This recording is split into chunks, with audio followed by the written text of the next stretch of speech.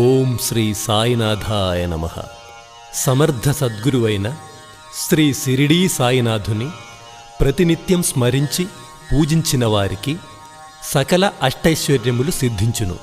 శ్రీ సాయి సచ్చరిత్రం నిత్యము పారాయణ చేసినచో చెప్పనలవి కాని సుఖ సంతోషములు కలుగును. శ్రీ సాయి చరిత్రను భక్తి శ్రద్ధలతో గురువారం ప్రారంభించి మరుసటి బుధవారం వరకు నిష్టగా మద్య మాంసాహారాలు విడిచి బ్రహ్మచర్యం పాటించి చేసి పారాయణ అనంతరం శ్రీ సాయికి శక్త్యానుసారం ప్రసాద నైవేద్యం పెట్టి హారతిచ్చి పూజించిన శ్రీ సాయినాథుని కృపాకటాక్షమునకు పాత్రులగుదురు. ఓం శ్రీ సాయినాథాయ నమః. ఓం శ్రీ సాయిరామ్. శ్రీ సాయి సచ్చరిత్రము మొదటి రోజు పారాయణం గురువారం. సదానింబవృక్షస్య మూలాధివాసాత్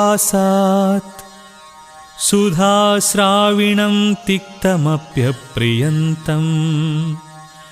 తరుం కల్పవృక్షాధికం సాధయంతం నమామీశ్వరం సద్గురుం సాయినాథం.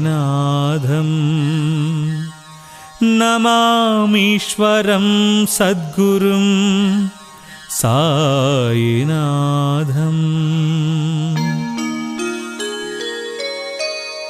ఉపోద్ఘాతం. శ్రీ సాయి సచ్చరిత్రము నిత్య పారాయణ గ్రంథంగా మొట్టమొదట సాయి ప్రియ శిష్యులలో ఒకరైన హేమాడ్ పంత్ అనబడే శ్రీ అన్నా సాహెబ్ దాబోల్కర్ గారిచే మరాఠీలో వ్రాయబడింది. ఆ మరాఠీ మూలం ఆధారంగా సంక్షిప్త ఆంగ్లానువాదం శ్రీ నగేష్ వాసుదేవ్ గుణాజీ గారు చేశారు. శ్రీ గుణాజీ గారి ఆంగ్లానువాదాన్ని విషయ రసస్ఫూర్తి పోకుండా తెలుగు భక్తకోటికి అనువాదంగా అందించిన వారు శ్రీ పత్తి నారాయణరావు గారు. శ్రీ పత్తి నారాయణరావు గారి తెలుగు అనువాదాన్ని శ్రీ సాయిబాబా సంస్థానము షిరిడీవారే అచ్చువేసి భక్తులకు అందుబాటులోకి తేవడం జరిగింది.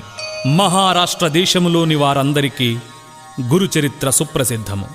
ఆ దేశమంతటా దత్తాత్రేయ భక్తులు దీనినే చదువుతారు. కొందరు నిత్య పారాయణం చేస్తారు. దీన్ని రచించిన వారు సరస్వతీ గంగాధరుడు. దత్తాత్రేయుని తదుపరి అవతారముల పరంపరే నైజాం ఇలాఖాలో శ్రీ మాణిక్య ప్రభువు. షోలాపూర్ జిల్లాలో అక్కల్ కోట్కర్ మహారాజు గారు. శ్రీ అక్కల్ కోట్కర్ మహారాజ్ అవతార పరంపరయే శ్రీ సాయిబాబాయని కొందరి భక్తుల నమ్మకం. 5వ అధ్యాయములో వేప చెట్టు క్రింద పాదుకలు ప్రతిష్ఠించిన కథయు, 26వ అధ్యాయములో చెప్పబడిన హరిశ్చంద్ర పితళి అనుభవము ఈ నమ్మకాన్ని ధృవపరుస్తున్నాయి. కనుక హేమాడ్ పంత్ రాసిన శ్రీ సాయి సచ్చరిత్రము ఈనాటి గురుచరిత్ర అని చెప్పవచ్చును. శ్రీ సాయి సచ్చరిత్ర మరాఠీ మూల గ్రంథ రచయిత అయిన హేమాడ్ పంత్ అనబడి దాబోల్కర్ 1859వ సంవత్సరంలో ఠాణా జిల్లాలోని కేళ్వే మాహిమునందు ఒక పేద ఆద్య గౌడ బ్రాహ్మణుల కుటుంబంలో పుట్టి స్వగ్రామంలో ప్రాథమిక విద్యను, పూనాలో 5వ తరగతి వరకు ఆంగ్ల విద్య అభ్యసించి ఆర్థిక పరిస్థితుల రీత్యా పై చదువులు మాని అప్పటి సర్కారు నౌకరీ పరీక్షలో పాసై తన ఊరిలోని బడిపంతులు ఉద్యోగంలో ప్రవేశించారు. తరువాత తన తెలివితేటలతోనూ నడవడితోనూ అంచలంచ